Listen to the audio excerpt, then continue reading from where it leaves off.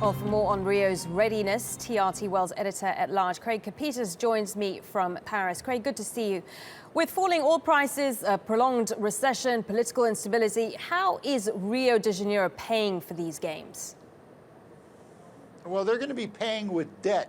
And the percolating anger of Brazilians who are going to be forced to underwrite the cost of the overhaul over the long haul, long after the Olympic cauldron is extinguished. Just look at the numbers briefly for a moment. The Brazilians spent $14 billion on the 2014 World Cup. They've already spent $9.8 billion on the Olympics, and that number is rising.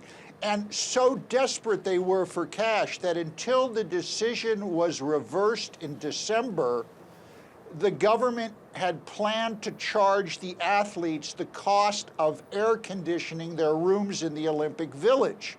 Now, the umbrella over all of this is Brazil's booming national debt, which is right now in the neighborhood of $686 billion.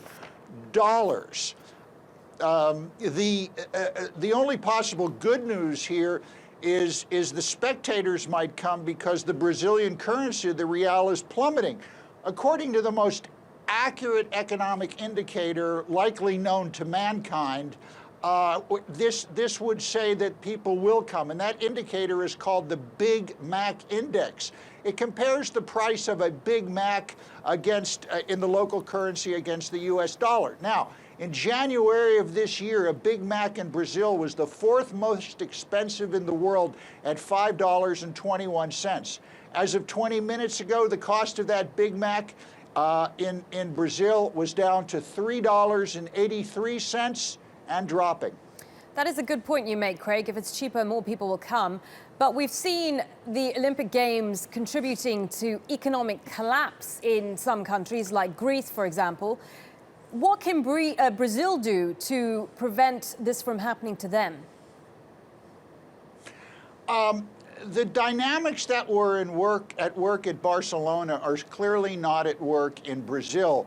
Brazil is a country in economic chaos without any cash flow.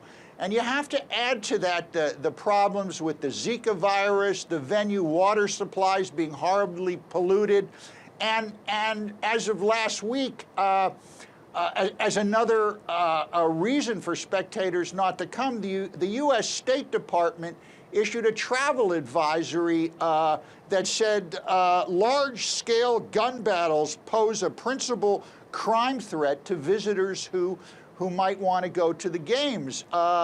These are not the kind of statements you want from sovereign nations with people who intend to go to the Olympic Games. No, not at all. Okay. I have spoken.